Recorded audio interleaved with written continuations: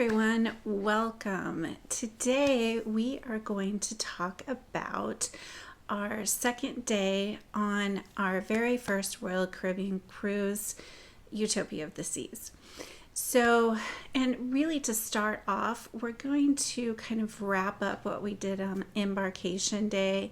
So kind of where we left off was we had our embarkation lunch. After lunch and after we got our room unpacked and we were ready to hit the sail away party. And this is just a fun way to get some music going, and the entertainment crew and some of the other crew are just out and about trying to get everybody really excited to start off their cruise. And they definitely did that. It was a lot of fun. After that, it was time to start getting ready for the evening activities. Like I said in my previous video, I was able to get shows booked in the app when we got onto the ship. So that evening, our itinerary was to see the ice show. Something very unique I have not seen before, to have an ice rink on a cruise ship and to have a show. So that I was really excited for that opportunity. And I was also able to book dining. So we had dinner booked in the main dining room, and we had what's called your time dining. So we didn't have a set time. It wasn't, usually it's like 6 o'clock and 8:30, and we did not have that set time. So I was able to make reservations about a week in advance of the cruise for the your time dining. And I actually was able to get the same time, 6:45 every day. And I thought that would kind of be a good time because it's not really too early, but then it's also not too late. So we would still be able to make shows and that type of thing. So, that was our dining time, was at 6:45. So we headed down a little bit early, and we're able to get right in. There's actually, and when you get to the main dining room, there was two lines, and one was for folks who had already made reservations and folks who had not. Now, when we got sat down and our waiter came up, the first thing that they asked is if there was any food allergies. And yes, there is. So I do have a gluten food allergy, and they handled it very, very, very well. So as soon as I said yes and I let them know that gluten was my allergy, the head waiter did come over, made sure that I understood what I could order, what was safe for me to order. And later, after we were almost done with dinner, he came back with a menu for the next night so that I could pre-order what I wanted for the next evening, so that I would be able to order that and they could make sure that it was gluten-free for me. So that was really nice too, because they could make things special that is not normally gluten-free, but they were able to make it gluten-free because I was ordering it ahead of time. So after dinner, we did have a little bit of time before the ice show started, so we decided to head to the Mason Jar. Now, the Mason Jar is a restaurant that is an extra charge, and you do need to make reservations for that. However, they do have a music venue that is attached to it where you can just go at any time that it's open at any time. And sometimes they do have acts that a live band playing. At this night, it wasn't a live band. They did have a DJ though, and he was playing country music, and so it was really a fun atmosphere. They have cute little chairs, rocking chairs that you can sit in, and they have fun drinks that you can't get anywhere else. So after the Mason Jar, we did head to the ice show. And one thing to keep in mind, now we did have what's called the key, which allows us to have reserved seating at shows. So not only did we have a reservation to go to that show, but we also had a reserved seating area because we had purchased what's called the key. And so that really allowed us to be able to not go super early, to find a seat, that type of thing. It was really, really very nice. And we got there probably about 15 minutes ahead of time. Now, you do need to make sure that you let the crew know that you do have the key, because there was a very long line of people waiting to get in, basically standby, meaning they hadn't made reservations or they didn't have the key. So they were just waiting to when the area was opened up to anybody to be able to go in. So make sure to just bypass that line and get to the front so you can talk to a crew member that will be able to help you get to your seat. So that was pretty much the end of our day there. It was a long day. We had started, long ago in Orlando, and we were just ready for the day to be over. However, there are activities that are going on late into the evening. So there is something to do, something for everybody. And just a quick introduction if you're new here. My name is Jonna, and here at Blue Coach Travel, we talk about ocean cruising and all things Disney. If that sounds like something that's interesting to you, make sure you hit that subscribe and that bell notification so you know whenever we have new content coming out. Let's move on to day 2. So one of our favorite things to do, we have 2 favorite things to do in the morning. Of course, getting breakfast.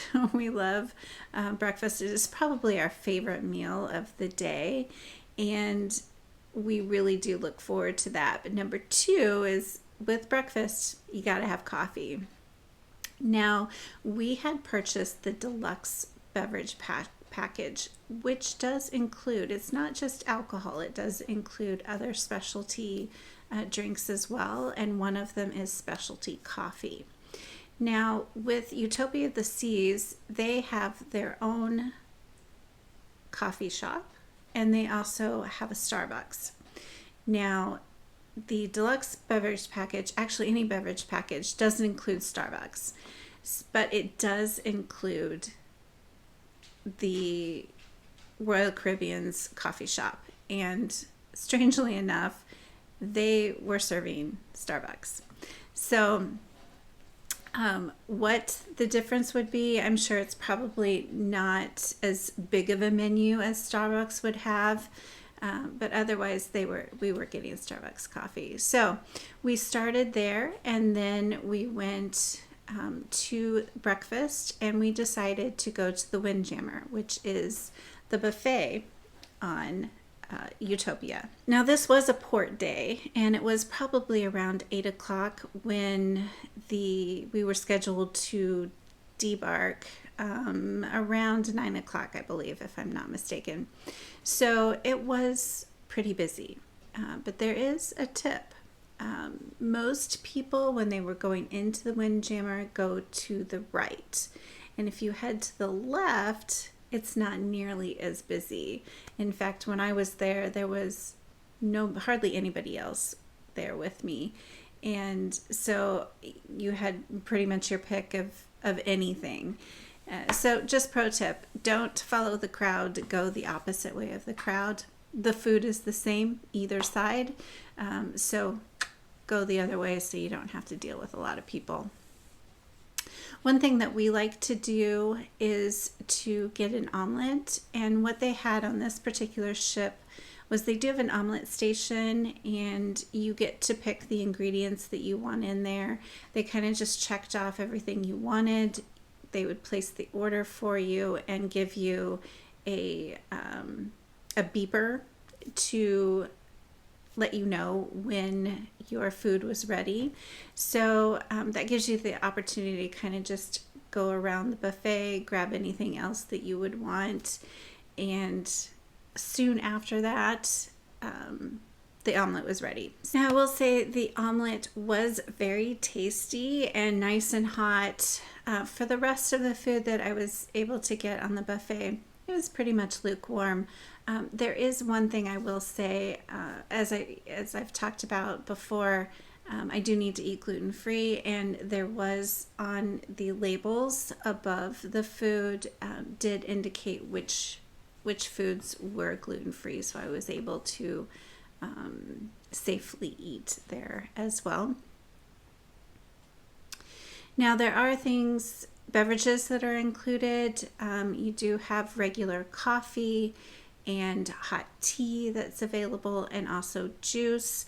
They do have in the Windjammer, they have the freestyle Coke machines. That is not included. You do have to have some sort of a beverage package to get that.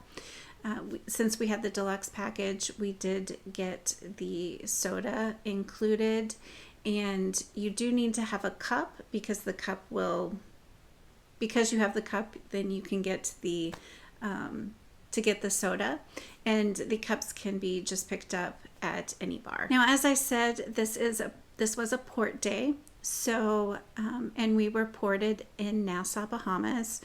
So we did get off the ship for just a brief time. We didn't schedule anything, no shore excursions, that type of thing.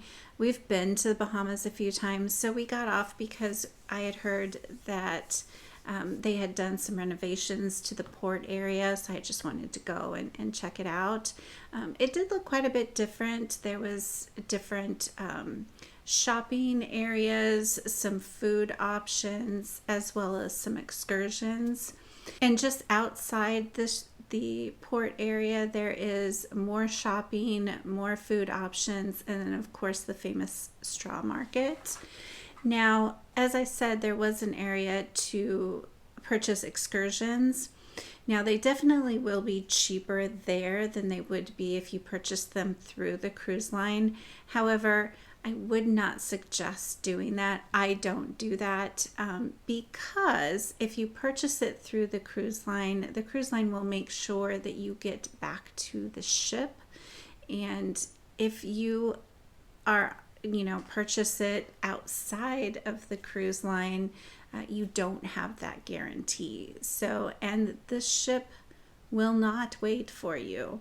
The ship will leave when the scheduled time is to leave. So to make sure that you don't get left behind, I always suggest purchasing those shore excursions through the ship.